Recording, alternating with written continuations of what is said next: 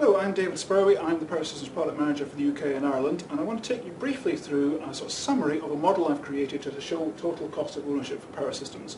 This was created originally for a large banking customer I was working with who felt they hadn't really seen a compelling total cost of ownership argument for power systems, as it's so common after all that presentations once created go rapidly out of date because the information changes, if maybe the servers become different from what you actually want to model, or maybe some assumptions are in there that aren't necessarily the ones you wanted. And so I built a model to be able to take that through that is easily customizable, and so feel free to come to me if you want to know more about it. Total cost of ownership, of course, is talking about the sum total of a variety of different costs put together, and is very different from just the total cost of acquisition. So, kind of summary slides about this. The top answer that I start with in these presentations is that we've got in our customers' priorities and challenges, whatever they might be, that are quite commonly to do with lowering costs. We may well want to be looking at business results, which again are quite often to do with lowering costs. So I can lower the TCO using IBM Power Systems, and I can do that in a variety of ways. We may well want to be looking at a recommended solution. IBM, as I am, after all, the IBM Power Systems Product Manager, I'm going to be looking at IBM Power Systems. But it's very common for us, of course, to be competing and needing to compare ourselves with competition. So this is what this model is designed to do. You've got to put my systems alongside competition and be able to show you how the numbers add up and be able to take them in a real format and give you kind of answers. Then we can, once we get the costs in a similar ballpark, we can look at other benefits for security, system availability, etc.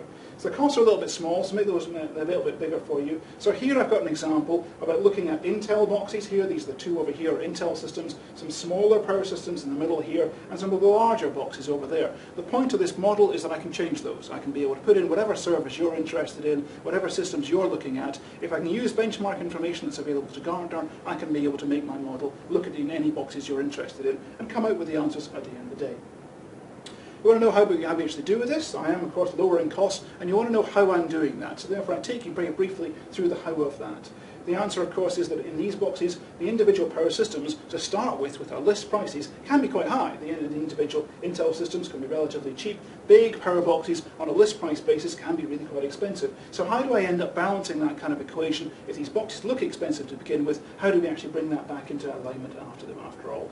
After all, is it a trick? I can do one magic trick. A magic trick I can do is based on a Svengali deck. With a Svengali deck, you're able to do a variety of things where you can actually show the cards, make them all look the same in one way, or you can make them all look different in another way. And now this is a particular trick, as I say, and how you actually do this is you have cards of different lengths, and you can run your thumb in a different direction, and you come up with different answers. So I'm trying hard to make sure that my model is not a trick. It's actually something which can expose the different answers, different methods, and make sure you can believe in what I'm actually coming up with. Is it real?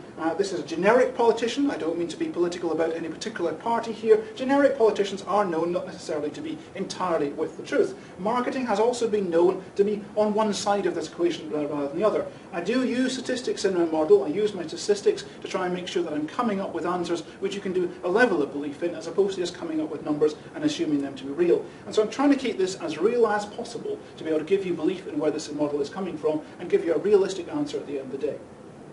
So, lowering costs, obviously you want to lower costs, that's a perfectly understandable desire, and I lower my costs in this model by showing you why I can use fewer servers and fewer cores, which means you have fewer pieces of hardware to buy, and that lowers the hardware costs. Also, if I have fewer cores, I have fewer software licenses, and that can lower the software costs. How do I end up doing this? Well, I have higher performance with the power systems, particularly true with IBM Power 8 servers over and above the competition, higher performance, and also I can get better utilization. I try hard in the model to make sure that the utilization numbers I'm coming up with are predicted, as opposed to just numbers I can take out of the air. These are predicted levels of utilization, so I can combine the two together and show you why I can end up lowering the number of servers and lowering the number of cores, which gives you, as I say, fewer servers, lower hardware costs, fewer cores, lower software costs. I won't take you through the vast detail of the model. I can happily do that when I've got more time if you want to explore that with me. There are also other factors I can work into the model as well. So there's other bits and pieces I can put in.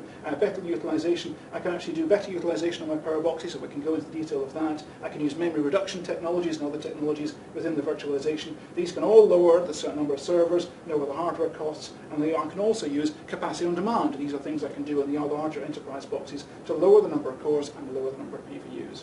So with the memory reduction technologies, I can lower the number of DIMMs you can use and also use better memory, and we can show how all these different factors can lower your costs at the end of the day.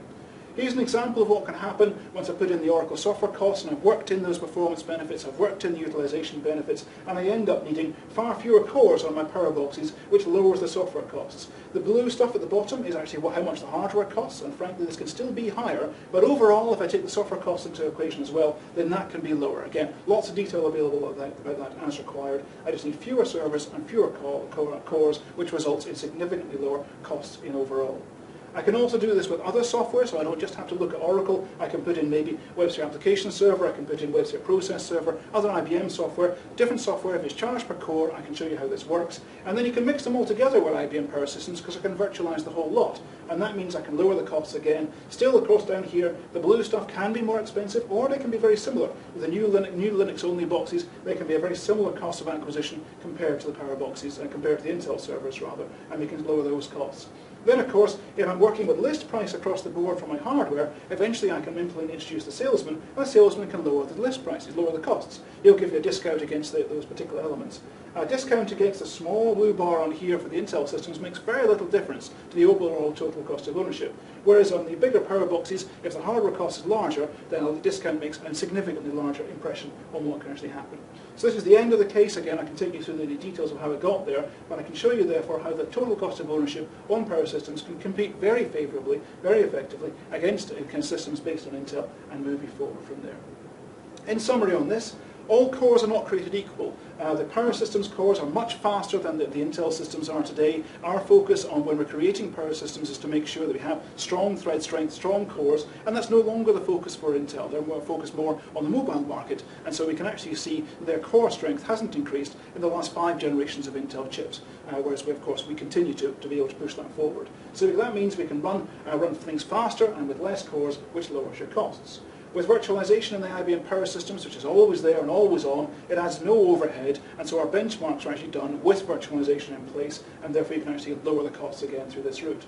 With IBM Power Systems, because we can get big, we can do it large scale, we can do very effective virtualization, make very effective use of the resources we have in the systems, using multiple different workloads at the same time, and lower your costs.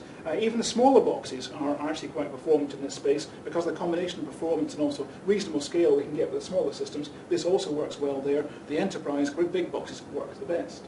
Software costs and facilities requirements can actually be considerable, particularly on the software side. It's quite common these days for the software charges to be much higher than the actual hardware costs, and that means that we can lower the software costs, your overall total cost of ownership comes out very well indeed.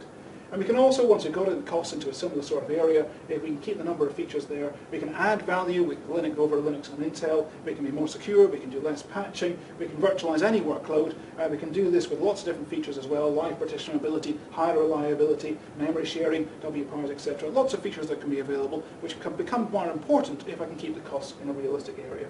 So in summary, hopefully my models and ideas can give you some food for thought. Again, I'm very happy to take you through the details of those another time. I want to work with customers to make sure that these considerations are worked into their models, and so they assign value to what is actually more important, including the software sides. And so I'd like to work with you to be able to take my ideas and work them into your cost models and take it forward from there. So feel free to contact me and I can explore that further with you. Thank you very much indeed.